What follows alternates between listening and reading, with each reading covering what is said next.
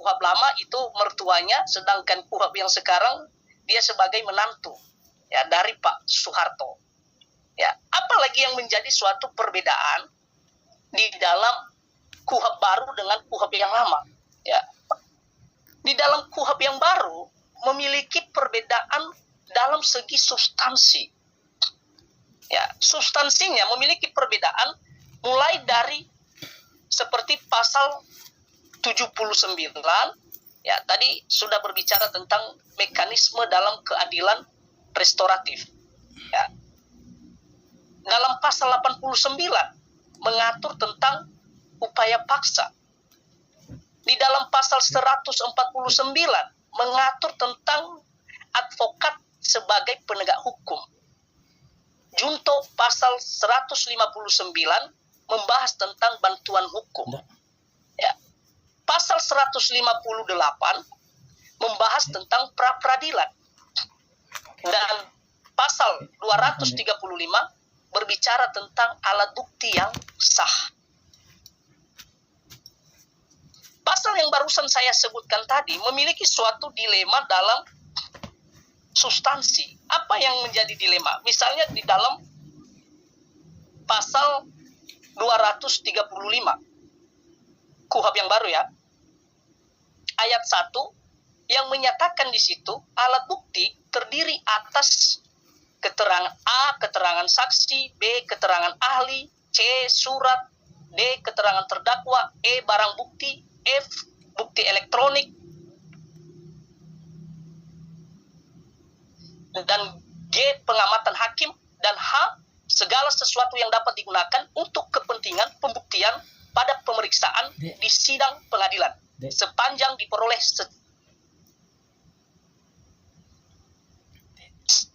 secara tidak melawan hukum. Ada yang lama di dalam pasal 184 yang ada di dalam situ adalah keterangan saksi, keterangan ahli, surat, keterangan terdakwa, dan petunjuk. Nah, di dalam pasal 200 petunjuk sudah tidak dimasukin lagi, tetapi dijadikan sebagai pengamatan hakim. Pengamatan hakim ini hampir sama dengan alat bukti yang dimiliki oleh negara Belanda, di mana mereka tidak menggunakan petunjuk, tetapi menggunakan pengamatan hakim. Kontroversial yang menjadi kurangnya ya penjelasan di dalam pasal 235. Saya tertarik pada pasal 235 ini ayat 1 huruf B. Ya, berbicara tentang keterangan ahli. Ketika berbicara tentang ahli, ya, ahli ini juga menentukan penyidikan di kepolisian sampai di kejaksaan dalam pasal 200 ya.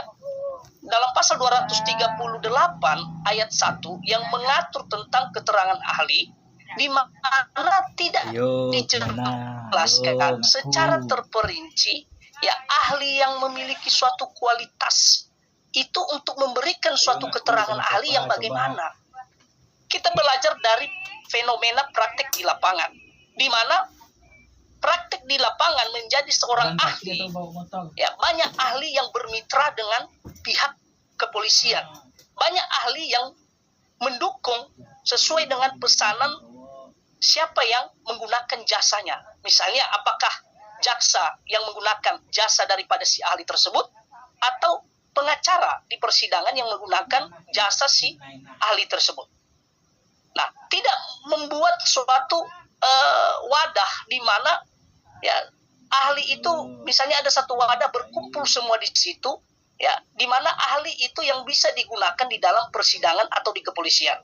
Ya, kalau kita berbicara tentang ahli di dalam kepolisian, banyak ahli yang digunakan oleh teman-teman penyidik yang sudah bermitra dengan mereka, yang sudah berkenalan dengan mereka. Ya, ada beberapa saya dengarkan ya para ahli-ahli ketika digunakan ahli di dalam proses penyidikan, ya selalu akan ada kalimat dari para penyidik dengan mengatakan ini merupakan suatu atensi permasalahan ini. Ya, ini merupakan suatu ya kekhususan untuk bisa kita dorong permasalahan ini supaya bisa naik di meja pengadilan. Ya, maka ya ahli yang diminta keterangannya, penjelasannya secara akademis, dia akan mengikuti karena sudah dibayar. Itu fenomena yang terjadi di lapangan. Jangan. Ya, banyak ahli yang tidak berkompeten untuk menjadi seorang ahli. Saya kasih salah satu contoh. Saya mengikuti salah satu persidangan di Pengadilan Negeri Jakarta Pusat, di mana seorang lawyernya memanggil ahli tentang merek. Saya mendengarkan sampai tuntas. Dan di mana ahli tersebut tidak mengerti tentang merek, tetapi sudah bergelar profesor. Berarti ada sesuatu yang dipaksakan ahli ini untuk memberikan keterangan, ya dia dimintain hanya karena mungkin ada hubungan emosional. Nah, ini menjadi suatu catatan ya kepada kita supaya ahli di dalam KUHAP tersebut turunan atau dibuat suatu wadah seperti OA daripada organisasi. Misalnya organisasi advokat ada peradi utama, ada peradi yang lain, ya supaya bisa kita melihat ya penjelasan-penjelasan ahli lebih ya terperinci, ya lebih jelas dan memiliki ya syarat formil dan materinya dia sebagai seorang ahli dalam persidangan. Itu yang pertama, ya, yang menjadi catatan ya untuk mengkritisi pasal daripada 235. Kalau selebihnya tidak beda dan tidak lain dengan alat bukti yang ada di dalam KUHP yang lama. Kita bergeser pada beberapa pasal yang menjadi ya bahan untuk kita lakukan ya kritikan ya sekaligus untuk membangun supaya KUHP kita ini semakin baik ya. Yang berikutnya berbicara tentang pasal yang mengatur ya tentang ya pra peradilan ya di dalam persidangan. Kalau kita bicara tentang pra peradilan di dalam KUHP tersebut ya telah diatur di dalam ya pasal yang ada di dalam KUHP. Ya. Tetapi ya pasal tersebut yang sudah diatur di dalam KUHP tidak membuat suatu perubahan yang kita harapkan. Mungkin teman-teman sudah pernah melihat di mana ketika Komisi 3 memanggil para advokat senior ya untuk memberikan pendapat mereka, termasuk ya pengacara senior ya Hotman Paris yang memberikan keterangannya di dalam ruang DPR Komisi 3 pada saat itu. Dia mengatakan bahwasannya pra peradilan itu ya yang sudah diatur di dalam pasal 158 KUHP yang baru harus mulai dari proses penyelidikan. Ya, kenapa? Karena banyak sekarang ini kesempatan bagi para penegak hukum, terutama dalam proses penyidikan, banyak memberhentikan suatu laporan masyarakat dengan alasan tidak memenuhi alat bukti. Ya, dengan alasan kami ya tidak menemukan unsur-unsur pidananya di dalam hal ini. Ya, dan banyak ya laporan-laporan masyarakat yang diberhentikan. Kalau kita lihat secara nyata, ya laporan masyarakat yang dilaporkan di kepolisian pada tahun 2024, di mana LP ya keseluruhan itu 268.000. Ya, itu di berbagai Polres dan Polda. Ya, sampai pada tahap SPDP 173.000. LP yang menghilang itu 95.000. Itu menghilang, entah kemana laporan tersebut. Apakah laporan itu ditenggelamkan atau laporan itu masih berjalan? Ya, dan penyelesaian secara restoratif ya tidak ada datanya di kepolisian. Karena terkadang penyelesaian secara restoratif justice ini dilakukan oleh pihak kepolisian dan ada juga kadang-kadang ya para pelapor dan terlapor ya melakukan penyelesaian di luar daripada pengadilan. Nah, kalau kita berbicara tentang laporan masyarakat yang hilang tadi, ya maka itu menjadi suatu catatan bagi para Komisi 3 dan para teknokrat yang membuat suatu peraturan ini untuk mempertimbangkan ya hal-hal semacam itu. Karena ya ketika berbicara tentang pra-peradilan, kita banyak dirugikan. Mungkin semua teman-teman yang bergabung di tempat ini kurang lebih adalah seorang advokat dan pernah melakukan yang namanya proses pra-peradilan. Ya, di mana itu hanya bisa dilakukan ketika sudah di tahap sidik. Semasih itu di tahap lidik, apalagi sudah diberhentikan SP3 lidik, itu tidak bakalan bisa dilakukan pra-peradilan. Itu yang kita sayangkan.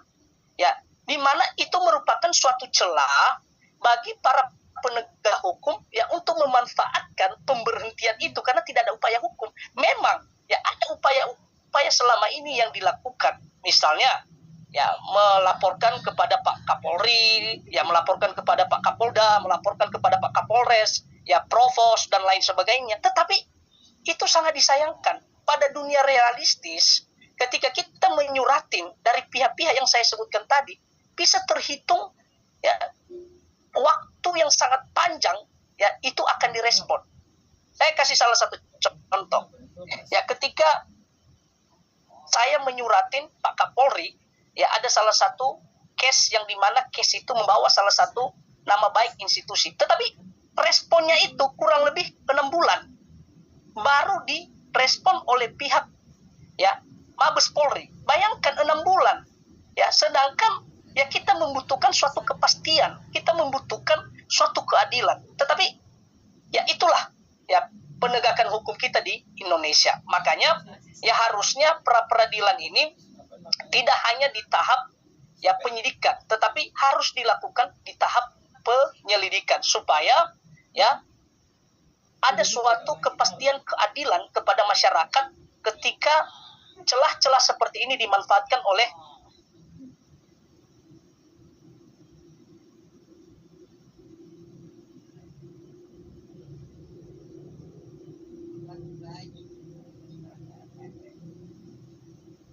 mengalami ya ketika terjadi suatu ya pelecehan atau pencabulan ya kepada seorang perempuan ya di mana itu sulit untuk dilaporkan terutama di unit PPA karena masih berbicara 2 alat bukti.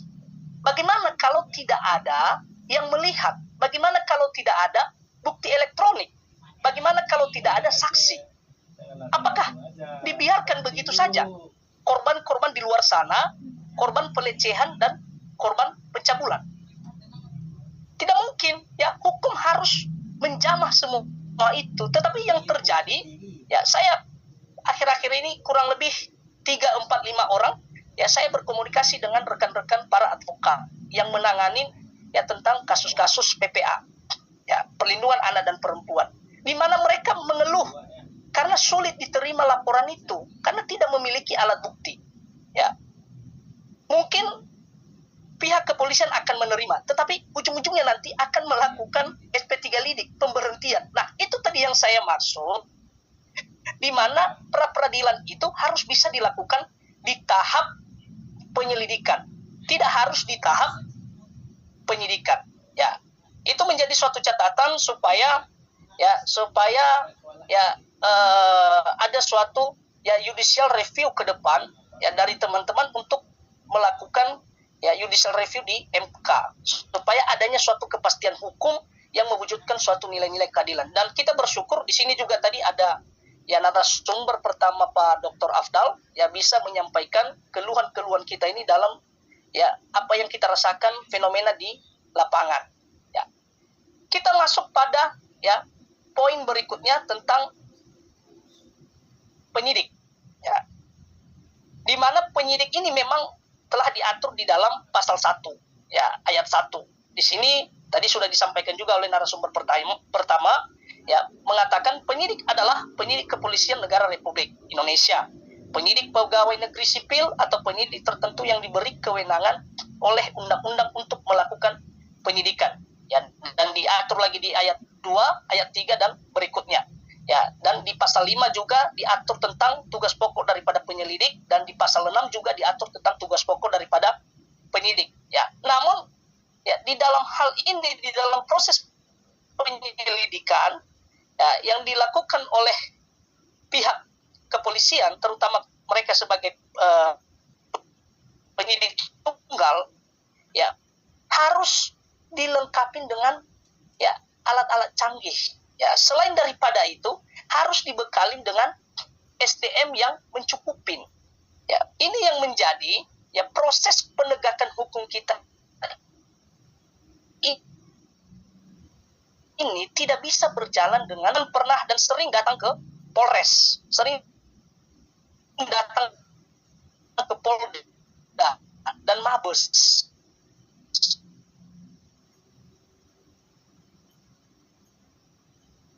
Ya, di mana teman-teman yang kurang paham tentang suatu aturan. Ya, saya kasih salah satu contoh. 2 hari yang lalu, ya saya jalan-jalan ke Polda, di mana di Polda Jawa Barat, saya ketemu dengan penyidik senior, yang di mana penyidik senior tersebut kurang paham tentang suatu tindak pidana, ya kekhususan paham bagaimana kita bisa melaporkan sesuatu hal ya supaya kita bisa mendapatkan suatu keadilan. Ya, itu penyidik senior yang saya temukan di Polda Jawa Barat tidak paham salah satu tindak pidana kekhususan.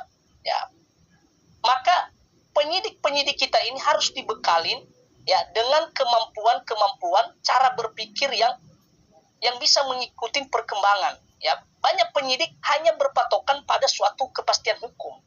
Ya, apa yang dia baca, itu yang dia artikan, itu yang dia lakukan. Tetapi di dalam suatu aturan itu tidak cukup hanya satu aturan yang dibaca. Tidak hanya cukup dalam suatu aturan bisa menjelaskan ya semua ya apa yang menjadi problem di masyarakat. Harus menggunakan ya metode-metode penafsiran ya aturan-aturan ya untuk bisa menjawab ya apa yang menjadi keluh kesah daripada masyarakat itu, pasal apa yang layak dan cocok untuk digunakan. Ya, namun ya masih kebanyakan penyidik kita ya belum memiliki kemampuan yang seperti yang kita harapkan. Ya, ketika berbicara tentang KUHP ini, maka sebenarnya secara substansi sudah sangat bagus ya. Karena saya kurang lebih 1 minggu ini saya melihat dari atas ke bawah KUHP ini lumayan bagus ya. Kalau dikatakan sempurna, mungkin kesempurnaan tidak ada di dalam suatu aturan. Tetapi kalau dikatakan bagus, ya saya katakan bagus ya. Tetapi ya apakah berjalan KUHP ini nanti sesuai dengan yang diharapkan masyarakat? Karena ini kembali pada penegak hukum. Saya selalu memberikan pendapat daripada ya Profesor Hans Kelsen. Ya mungkin semua teman-teman mengenal namanya Hans Kelsen ya di dalam teori-teori hukum. Ya. Hans Kelsen merupakan penganut daripada positivisme. Ya. Hampir sama dengan John P. Yang positivisme yang memisahkan antara ya hukum dengan nilai-nilai sosial, dengan nilai-nilai ekonomi, ya nilai-nilai agama dan lain sebagainya. Dia berani berpendapat dengan mengatakan ya kita hidup ya di era sekarang ini di mana kepastian hukum itu tidak bisa menjamin suatu kemanfaatan dan keadilan. Lalu siapa yang bisa menjamin itu? Hans Kelsen.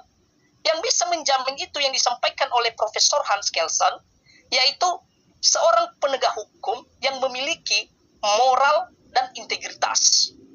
Berarti ya aturan yang dibuat ini sebagus apapun, terutama KUHP dan KUHP yang akan berlaku di tahun 2026, ya tidak bisa menjamin akan terwujudnya suatu nilai-nilai keadilan, tidak bisa menjamin ya terwujudnya suatu kemanfaatan aturan tersebut.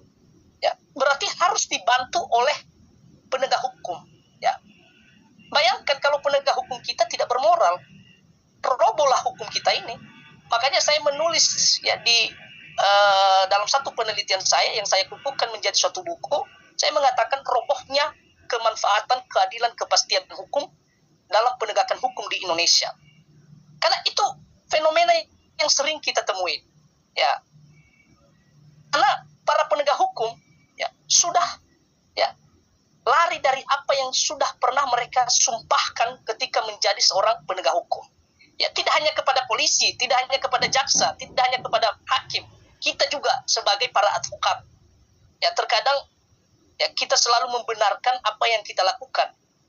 Ya, untuk mencap bahwasanya apa yang kita lakukan ini sudah benar, tetapi terkadang apa yang kita lakukan itu lari dari apa yang sudah tertulis. Kenapa? Karena berbicara tentang suatu jasa. Ya, apa yang diinginkan oleh klien, ya memang itu yang harus diikuti. Ya, semua berbicara tentang pesanan. Makanya, ya selain daripada penegak hukum kita ini harus bermoral dan berintegritas, ya, maka kita sebagai masyarakat juga, ya jangan membuat suatu aturan ini menjadi suatu kesempatan, ya bagi para ya penegak hukum untuk melakukan ya kebobrokan hukum. Ini juga sering terjadi di masyarakat. Ya, untuk supaya misalnya dia buat laporan supaya ditangkap dan ditahan yang terlapor ini, ya dia akan berani untuk memberikan amplop. Ya, meskipun kita tahu orang yang belajar hukum ketika membuat suatu laporan tidak mungkin langsung itu bisa ditahan dan ditangkap oleh pihak kepolisian. Tetapi karena ini ada celah dan sudah menjadi suatu kebiasaan, pihak penegak hukum melakukan hal semacam itu. Maka ya ingin saya sampaikan bahwasanya KUHP ini ya sudah bagus, tetapi kurang sempurna. Karena kesempurnaan itu ya tidak bisa diwujudkan oleh manusia. Makanya kita ada MK, ada namanya judicial review. Ya, meskipun kita tahu ya pembuatan KUHP ini terlalu cepat, tetapi ketika saya lihat dari atas sampai bawah, meskipun terlalu cepat, tetapi kita tidak meragukan ya produk-produk hasil daripada para tim-tim ahli yang merancang ya sampai mengesahkan suatu KUHP yang tahun 2026 akan kita pergunakan. Mungkin itu saja. Ya, saya kembalikan kepada Pak Jul. Yang hidupkan dulu itu mulai. Baik, terima kasih Pak Dr. Atur terkait pandangannya di lapangan sebagai advokat dan di bidang sosial, sosiologi khususnya. Siapa ya share screen-nya? Mungkin kita bisa masuk ke sesi sharing. Di sini juga wajah-wajah tak asing, ada dosen, juga advokat-advokat expert di bidang pidana. Boleh kita rekan-rekan semua kelas paling bebas, kebetulan adalah ruang kelas ini terkait pandangan-pandangan rekan-rekan KUHP baru ini, boleh di-sharing ke ruangan ini. Dipersilakan, boleh raise hand atau di kolom chat. Dipersilakan waktu dan tempatnya rekan-rekan semuanya.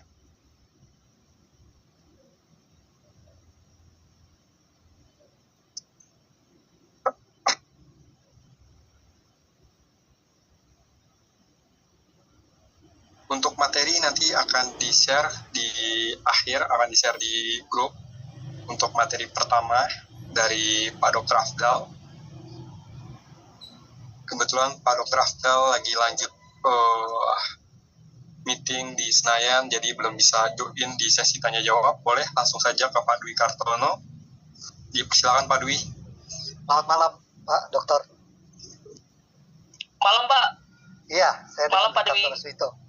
Saya kebetulan, tapi mohon maaf saya bukan pengacara, tapi saya profesi juga akuntan publik. Hanya saya di sini sebagai masyarakat biasa yang mungkin tanya kepada para pakar-pakar menurut saya di bidang hukum, terutama Pak Narsum ini, Pak Dr. Atur Kiat.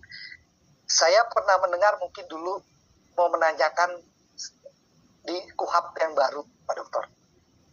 Kita pernah dengar kejadian yang di Bekasi pada saat ada seseorang yang membela, lupa saya, ada pacar atau istrinya, pada saat itu ada tindak kejahatan yang sampai dia digebukin lah bahasa kasarnya di jalan. Tapi dia membela diri, sehingga pembelaan diri tersebut membela dia sendiri, posisinya atau istrinya, mungkin aja menyebabkan sampai kematian yang penjahat tersebut yang gebukin si orang ini. Saya dari dulu berpikir, kenapa saya tidak belum dihukum? Saya bermasalah dengan hukum ini nggak adil di Indonesia. Kita sebagai orang yang, satu aja contoh itu, yang justru tersudut kalau saya nonton di film asing kan di Amerika, kalau kita membela diri, sudah pasti kita lepas dari jeratan hukum. Tapi kenapa di Indonesia kalau kita membela diri, bahkan kemarin aja ada yang kasus dia memang salah, dia kebetulan bawa pisau kecil, tapi dia posisi membela diri istrinya. Dia membela diri sampai tindak kejahatan. Nah ini pertanyaannya adalah Pak Dokter Aktuyan, di KUHP baru ini diatur gak sih bahwa kondisi yang menyebutkan kalau kita posisi membela diri, seharusnya penyidik itu dalam posisi yang dilihat dulu kondisinya apa, bukan langsung diambil tarik kesimpulan, oh yang pembunuh itu yang bersalah. Jadi kita di luar ini beranggapan penjahat kan merajalela menurut saya. Oh dia dalam posisi nggak bakal sampai berani melawan. Nah itu aja Dokter Turkian. Saya sebagai masyarakat biasa di sini cuma pengen tahu. Mungkin kawan-kawan saya waktu debat bilang, ya itulah kondisi hukum di Indonesia, sebab bingung bagi kita. Terima kasih Dokter Turkian. Selamat. Baik, sama-sama Pak Dewi. Siapa lagi? Mungkin bisa langsung dijawab Pak Nur, supaya tidak lupa. Baik. Baik, saya akan tanggapin dari apa yang disampaikan oleh Pak Dewi. Ketika berbicara tentang seperti apa yang ditanyakan tadi itu mengenai pembelaan, itu ya diatur di dalam KUHP. Ya. Sedangkan KUHP ini berbicara tentang proses pelaku. Ya, sering kita dengar ada yang namanya formil dan ada namanya material. Formil ini adalah hukum acara, material yaitu hukum pidana. Kalau apa yang ditanyakan oleh Pak Dewi tadi, itu diatur di dalam pasal 49 ayat 1 dan ayat 2 di dalam KUHP. Ya, pasal 49 ayat 1 itu berbicara tentang pembelaan terpaksa. Sedangkan pasal 49 ayat 2 berbicara tentang pembelaan terpaksa melampaui batas. Nah, ada hal-hal yang perlu dilihat dalam pembelaan terpaksa tersebut. Apakah itu pembelaan terpaksa absolut atau pembelaan terpaksa melalui relatif? Misalnya, ketika seseorang melakukan pembelaan dari serangan orang lain, tetapi dia masih ada celah untuk melarikan diri, alangkah lebih bagus melarikan diri. Tetapi kalau tidak bisa melarikan diri, hanya bisa melakukan perlawanan, ya tidak ada soal. Tetapi jangan sampai lawan itu Anda bunuh. Ya, maka itu akan menjadi bumerang untuk kamu, ya, untuk dijerat dengan pasal-pasal tentang hilangnya nyawa di dalam KUHP. Ya, itu dikatakan ya pembelaan terpaksa. Kalau pembelaan terpaksa melampaui batas di dalam pasal 49 ayat 2, ya itu berbicara tentang seseorang yang menjadi korban ini, ya, apakah dia masih bisa melarikan diri, pembelaan secara relatif, atau dia sudah tidak bisa melarikan diri, sehingga ada pembelaan absolut. Ya, ketika ada tekanan besar dari si pelaku kejahatan, maka akan terjadi sesuatu hal yang tidak diinginkan. Misalnya, si A seorang perempuan ditahan oleh laki-laki 2 orang. Ya, tetapi si A ini memiliki kemampuan atau ahli bela diri sehingga melumpuhkan 2 orang ini sampai luka-luka. Ya, maka itu masuk dalam kategori pembelaan terpaksa melampaui batas. Nah, yang menjadi kontroversinya sekarang adalah bagaimana pihak kepolisian ya melihat suatu aturan itu, ya, melihat suatu hal-hal yang bisa dimaafkan, sesuatu yang dimaafkan atau sesuatu hal yang bisa dibenarkan. Ya, itu kemampuan yang dimiliki oleh pihak kepolisian, terutama penyidik, untuk menilai itu, menakar itu. Apakah ini dikatakan pembelaan terpaksa atau pembelaan melampaui batas karena adanya suatu intimidasi yang terjadi pembelaan terpaksa melampaui batas sehingga melukai para pelaku tersebut. Makanya sering kita kenal ya ada namanya sebenarnya dia pelaku tapi jadi korban menjadi pelaku. Nah, itu kita membutuhkan kemampuan para penegak hukum kita. Ya. Dan tidak hanya pihak kepolisian, ya, advokat juga harus memiliki kemampuan untuk mengcounter, untuk membela yang benar, ya, sesuai dengan fakta yang terjadi di lapangan, baik itu di dalam proses penyidikan sampai ke proses ke pengadilan. Ya, karena di dalam KUHP yang baru ini, advokat sudah dipertegas sebagai penegak hukum, sebagai penyeimbang ya dari pihak kepolisian. Ya, kalau KUHP sebelumnya kan tidak ada pengaturan advokat sebagai penegak hukum. Itu diatur di dalam undang-undang khusus di tahun 2003 kan tentang advokat. Tetapi sekarang ini KUHP sudah mencantumkan ya advokat sebagai penegak hukum. Berarti kita setara dengan polisi, jaksa, dan hakim. Nah, itu kembali pada kemampuan para penegak hukum, Pak Dwi. Kira-kira seperti begitu. Terima kasih penjelasannya. Mohon maaf kalau saya nggak bisa pilih KUHP dan KUHP. Terima kasih. Baik, Pak Dwi, nggak apa-apa. Baik, terima kasih Pak atas pertanyaannya. Kebetulan ada kolom chat bertanya tadi Pak, apakah advokat setara dengan penegak hukum lainnya di Undang-Undang KUHP baru? Tadi sudah dijawab oleh Pak Atur. Jadi kita langsung saja ke Pak Kusnandar yang resen pertama. Silakan, setelah itu baru Pak Dilik. Boleh Pak Kusnandar untuk on mic? Ya, terima kasih. Perkenalkan dulu, saya Kusnandar, mahasiswanya Pak Herdi, semester 3 di Usindo Kerawang. Sebelumnya pertanyaan, kan maksudnya gini, kan diskusi ini ada semacam, mohon maaf ini suara saya terdengar nggak ya? Ya, terdengar Pak, lanjut Pak. Ya, jadi saya membayangkan dengan cara pemahaman saya yang semester 3 tentang hukuman mati nih. Maksud saya di KUHP lama hukuman itu, di KUHP itu ada. Nah, bayangan saya KUHP baru itu mengajarkan mati. Satu ya, maksudnya gini, kan kalau secara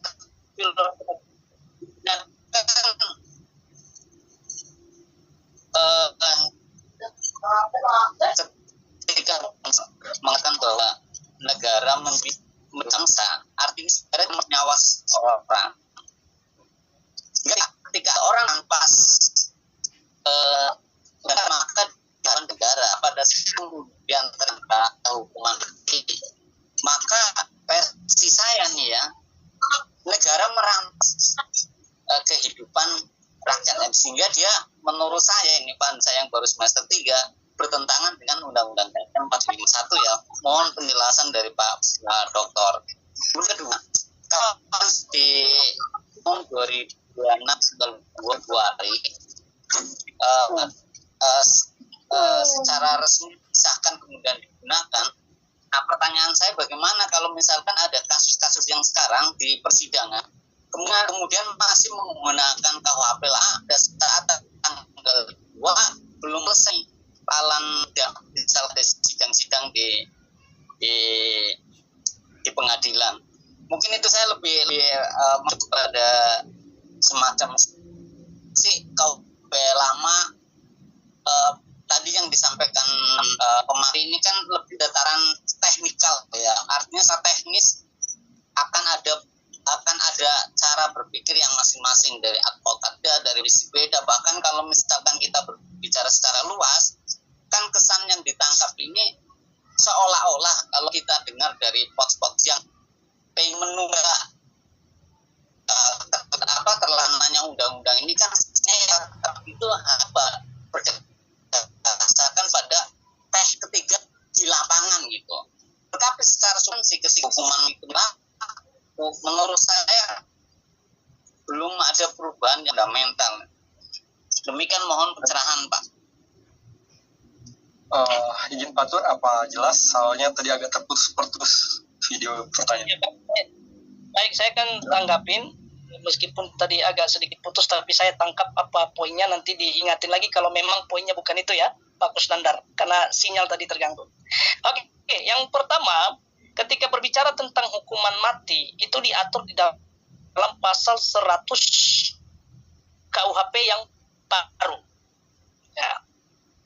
Nanti dikoreksi ya ketika salah dalam pasalnya. Di dalam pasal 100 itu mengatur tentang pidana khusus di dalam KUHP yang nasional. Ya. Kalau di KUHP yang lama, itu masuk di dalam pidana pokok. Sedangkan KUHP baru atau KUHP nasional itu masuk KUHP kekhususan.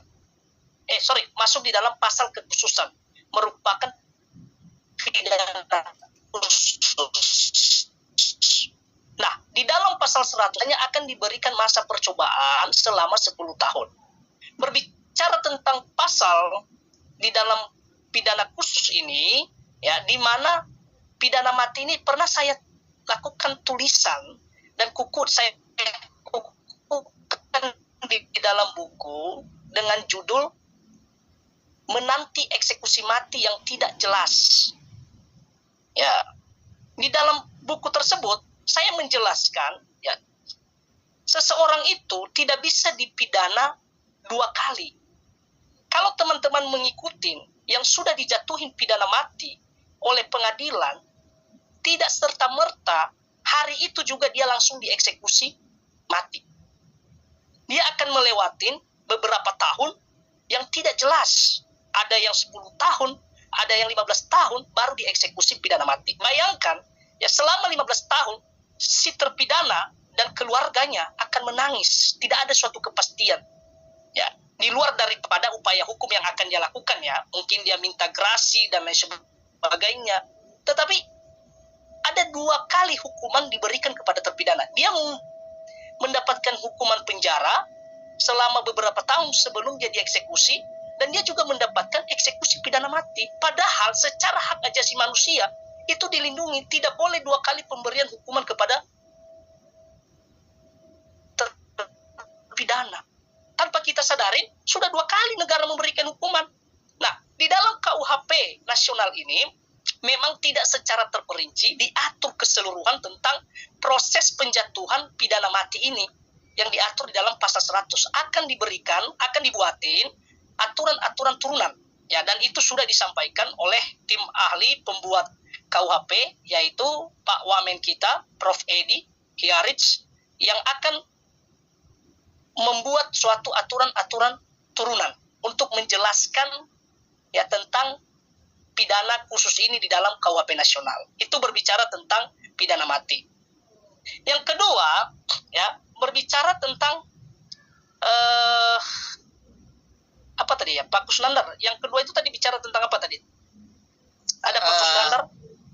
Berlaku undang-undang itu tanggal 2 Januari 2020.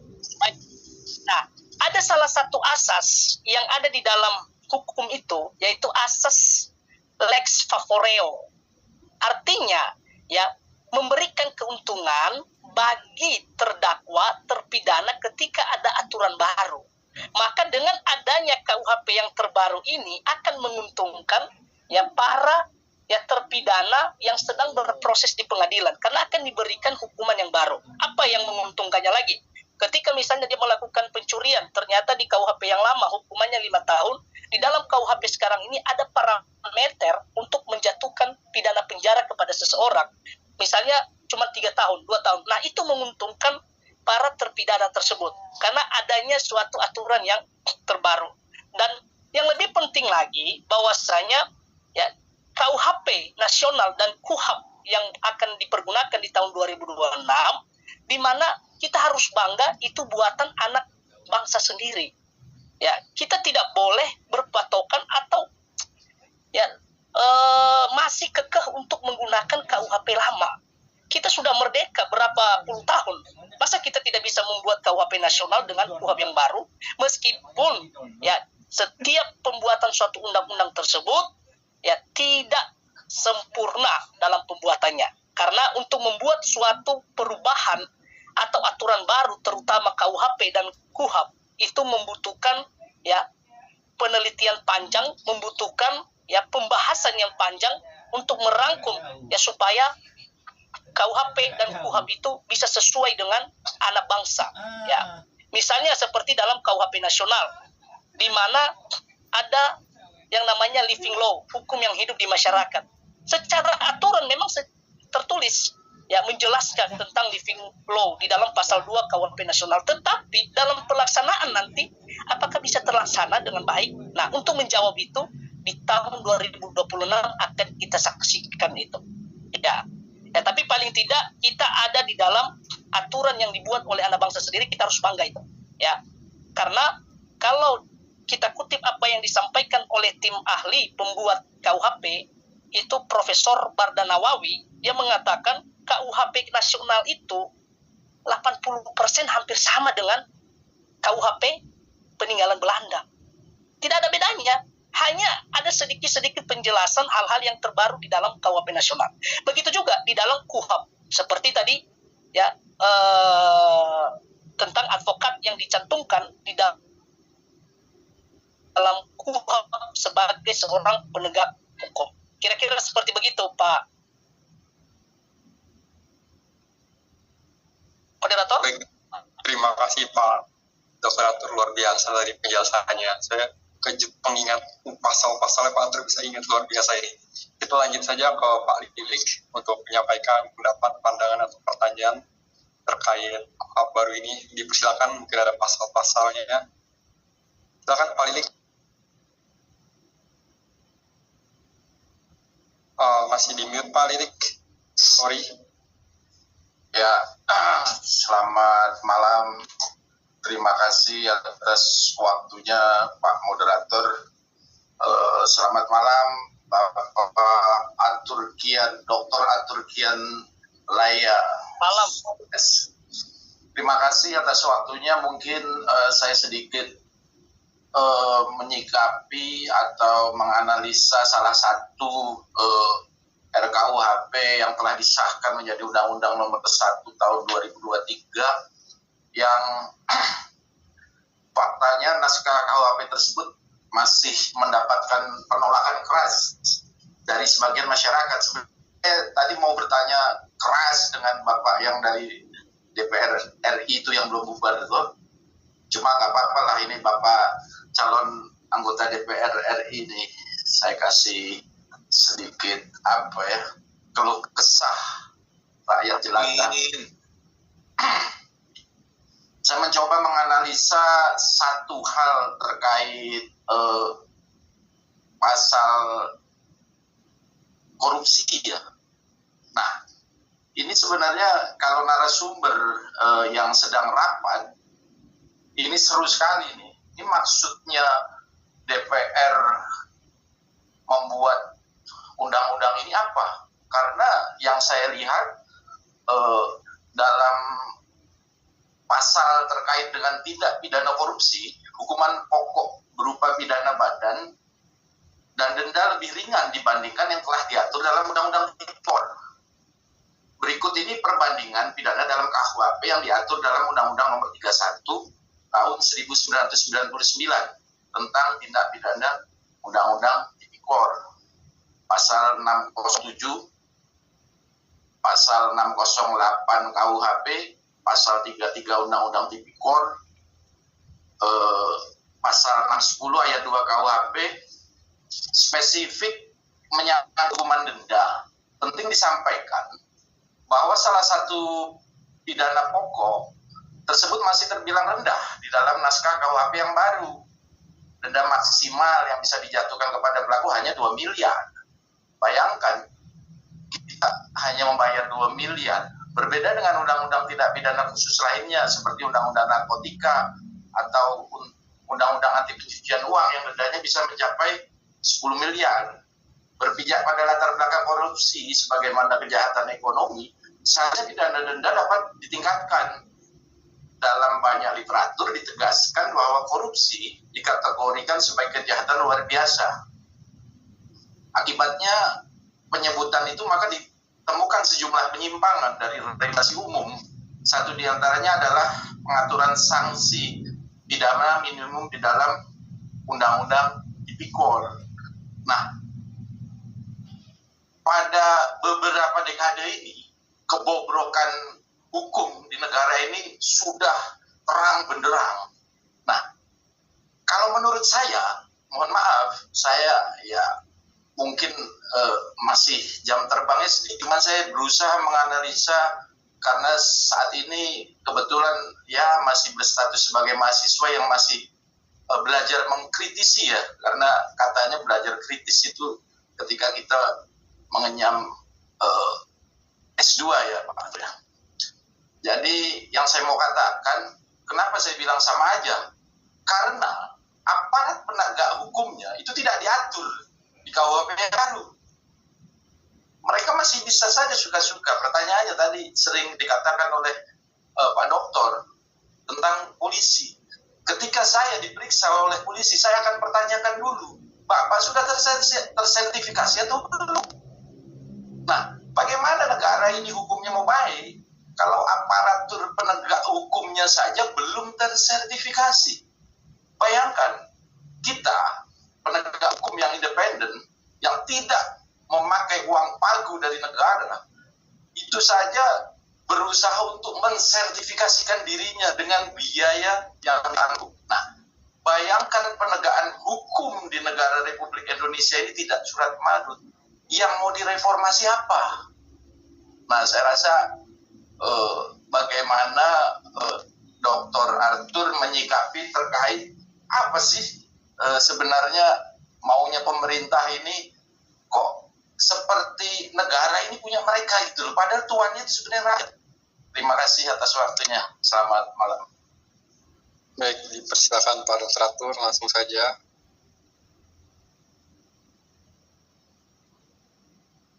Silakan on mic, Pak. Baik, saya langsung tanggapin.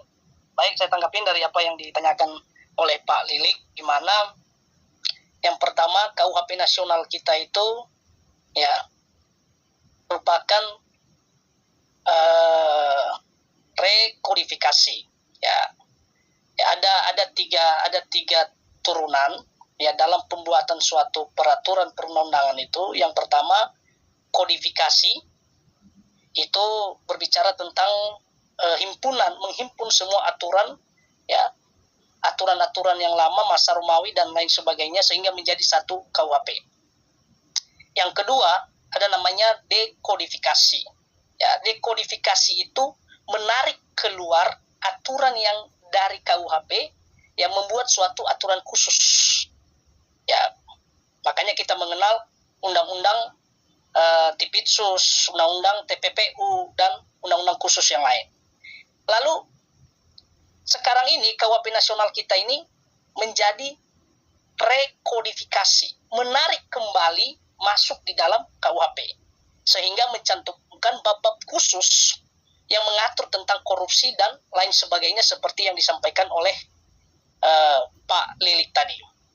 Yang kedua, di dalam KUHP nasional kita penting untuk saya sampaikan juga, di mana ada yang namanya modified DLP system. Ya, gunanya apa? Untuk mengkategorikan, ya ada suatu ukuran ketika menjatuhkan suatu denda kepada seseorang. Ya, dan itu diatur di dalam KUHP nasional. Ya, kalau saya tidak salah, ya itu masuk di dalam pasal 79, ya kalau saya tidak salah ya, pasal 79 Undang-Undang Nomor 1 Tahun 2023, yaitu KUHP nasional. Ya, di dalam pasal 79 itu, ya ada di situ kategori besaran denda. Kategori 1 itu 1 juta, kategori 2 10 juta, kategori 3 50 juta, kategori 4 200 juta, kategori 5 500 juta, kategori 6 ya itu naik terus menjadi ya 2 miliar, kategori berikutnya 5 miliar, dan kategori berikutnya ke-8 50 miliar. Itu merupakan suatu ukuran ketika menjatuhkan denda kepada seseorang. Ya, kalau di dalam KUHP yang masih berlaku sampai detik ini tidak ada itu yang namanya modified DLP system itu. Kita tidak tahu denda ini yang dijatuhin oleh hakim ukurannya apa sih? Kok bisa kasih denda 1 juta, denda 2 juta, denda 3 juta? Nah, dengan adanya KUHP nasional ini ya membuat terang benderang ukuran yang digunakan oleh para penegak hukum ketika memberikan denda kepada seseorang. Nah, saya coba kaitkan dengan hal yang baru di dalam ya KUHP kita. Selama ini ketika adanya suatu penyelesaian restoratif justice, dan itu diatur juga di dalam KUHP tadi, ya, penyelesaian secara restoratif justice, baik itu di tingkat kepolisian, kejaksaan, sampai ke pengadilan. Di mana kalau sekarang ini ketika ada yang namanya ganti rugi, selalu ya akan dikait-kaitkan atau digiring dengan mengatakan ini merupakan suatu pengancaman, ini suatu pemerasan. Ya, ketika korban meminta ganti rugi. Ya, di dalam KUHP baru perlu juga saya sebutkan dalam pasal 183 ayat 1 bunyinya begini. Korban berhak mendapatkan kompensasi, dan diatur di dalam ayat 2 lagi berbicara tentang ganti rugi atas kehilangan, kekayaan dan penghasilan dan lain sebagainya, diatur di situ. Maka ya untuk ganti rugi ke depan itu bukan merupakan suatu pemerasan. Ini sering kita juga temukan ini. Ketika adanya suatu perdamaian, lalu ada uang kompensasi, itu sering digiring, oh ini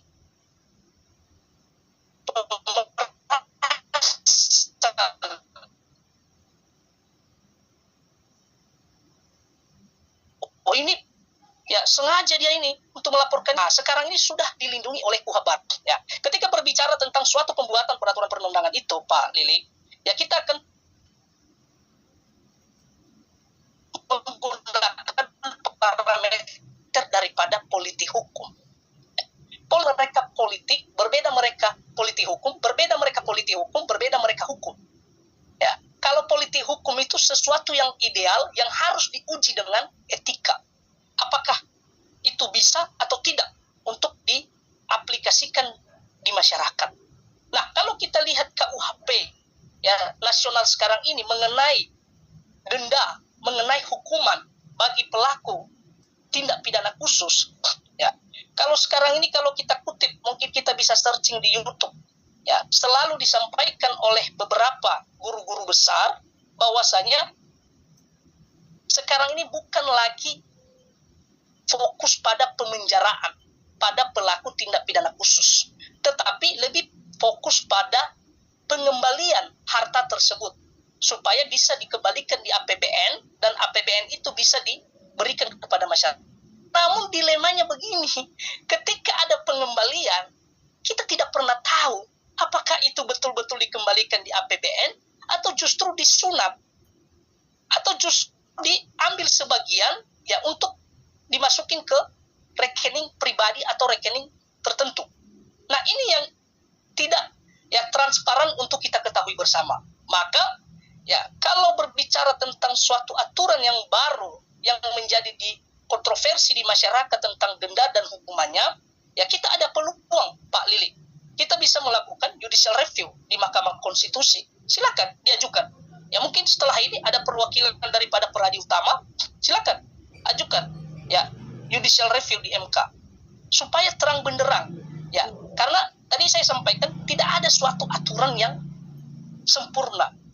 Kalau kita berbicara secara filosofi moral, di mana hukum itu merupakan suatu moral, maka penegak hukum dan pembuat suatu aturan itu harus dilihat dari moral seseorang itu.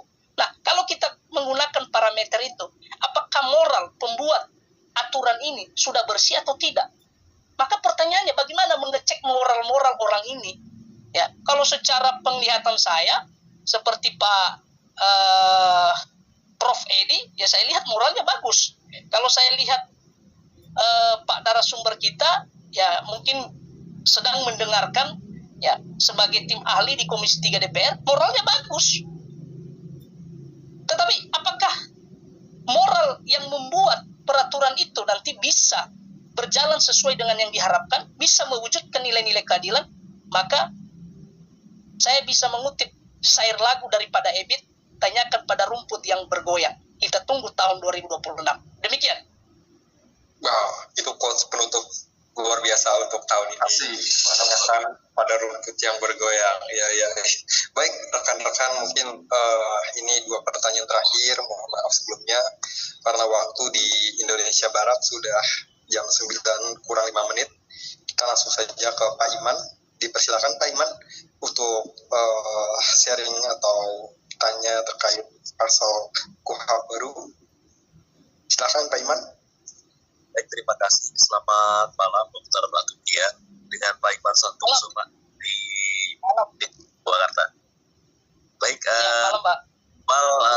menyimak ya, dan cukup tertarik dengan KUHP baru ya. Yang ingin saya tanyakan yaitu yang pertama adalah tadi Dr. Atupian berbicara kaitan dengan restoratif justice yang memang di KUHP baru ini juga digelorakan lah ya, untuk hukuman ringan yang di bawah 5 tahun. Nah, yang ingin saya tanyakan adalah kaitan dengan restoratif justice ini, kaitan dan hubungan dengan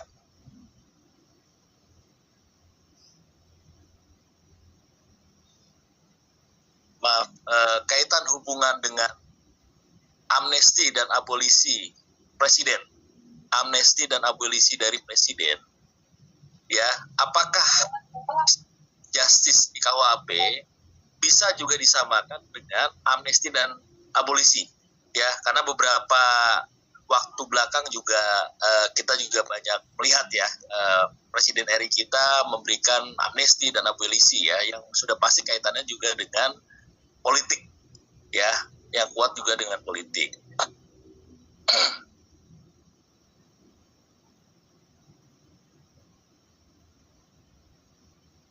Maaf sih.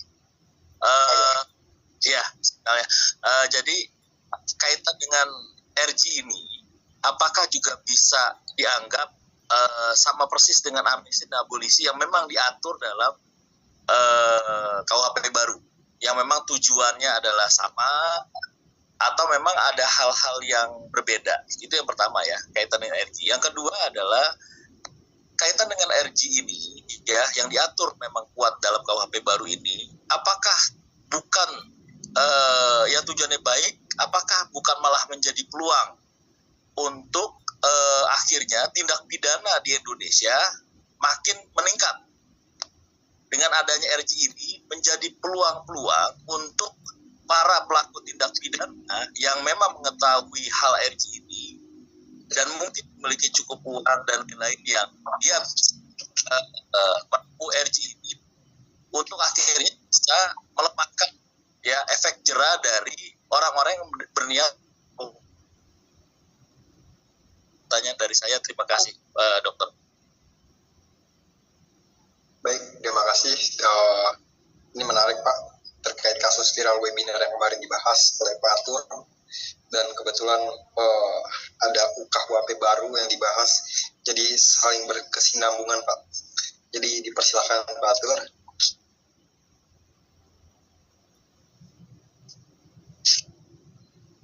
Ya, terima kasih kepada rekan sejawat yang menanyakan tentang RG. Ya, yang pertama saya jelaskan dulu mengenai abolisi dan amnesti. Abolisi itu merupakan penghapusan atau penghentian proses hukum. Dan amnesti yaitu tentang pengampunan hukuman atau ya penghapusan sifat pidana. Ya, itu abolisi dan amnesti. Ada suatu perbedaan dulu ya. Dan amnesti dan abolisi ya itu diberikan oleh ya presiden dengan pertimbangan DPR dan Mahkamah Agung ya. Kayak itu perbedaan antara amnesti dan abolisi. Ya, sedangkan ya di dalam KUHP baru ya ada yang namanya restoratif justice. Dulu restoratif justice ini kita kenal di dalam undang-undang sistem peradilan pidana anak, atau lebih dikenal dengan diversi. Namun ada aturan-aturan baru yang dibuat, yaitu mengenai peraturan Polri, peraturan kejaksaan tentang pelaksanaan restoratif justice, dan sekarang dikukuhkan di dalam KUHP baru ya, di dalam pasal 79 ya, mengenai mekanisme keadilan restoratif justice dilakukan untuk memulihkan keadaan semula yang berupa seperti pemaafan dari korban dan lain sebagainya, sudah tercantum di dalam pasal 79 KUHP. Restoratif justice ini ya Bapak Ibu ya, secara sejarahnya ini diterbitkan atau ya dicetuskan oleh yang namanya Albert Eglas ya Albert Eglas mencetuskan tentang restoratif justice. Ya, tetapi dalam pelaksanaan restoratif justice ini memiliki fondasi yang sangat kuat, bukan serta-merta ya restoratif justice ini sebagai celah seseorang ya untuk terbebas dari suatu tindak pidana. Ya, restoratif justice ya dasarnya pada tujuan daripada hukum pidana. Ya, tujuan pidana itu secara teoritisnya kita sudah tidak lagi pada paradigma tentang ya teori absolut di dalam hukum pidana. Ya, di mana kita mengenal yang namanya lex talionis. Ya, lex talionis itu ya mata ganti mata, darah ganti darah, kurang lebih seperti begitu. Lebih pada pembalasan. Nah, sekarang kita ada di dalam teori relatif ya atau teori gabungan, lebih pada ya pemaafan, lebih kepada rehabilitasi. Ya, dengan adanya suatu restoratif justice, ya maka bisa menyatukan hubungan sosial di masyarakat, bisa membangun hubungan yang baik di masyarakat antara si pelapor dan si terlapor, antara pelaku dan korban. Ya, restoratif justice tujuannya itu bukan menghilangkan suatu pidana di awal, tetapi karena berpatokan pada tujuan daripada pidana. Ya, sekali lagi, tujuan daripada hukum pidana kita bukan pada pembalasan, tetapi lebih kepada ya pemaafan kepada si pelaku dan membangun hubungan dengan melalui restoratif justice. Nah, kalau kita kembali pada pasal 79, ya di dalam ayat 3 itu ada batas-batasnya. Ya, di mana itu yang hukumannya 7 tahun, tidak boleh ke atas dan tidak boleh kejahatan-kejahatan tindak pidana khusus seperti TPPU, seperti narkoba, itu tidak bisa dilakukan restoratif justice seperti pada pelaku residivis. Ya, seperti pada pelaku kejahatan berat, itu tidak bisa diberlakukan ya yang namanya restoratif justice. Di situ sudah diatur di dalam pasal 79 ayat 3 KUH. Nah, selain daripada itu, ya paradigma hukum pidana kita sekarang ini, Bapak Ibu, teman-teman, ya di mana berbeda dengan paradigma orang Eropa sana. Ya, kalau di Indonesia paradigma kita begini. Ya, bagaimana supaya ya banyak yang dijatuhin pidana hukum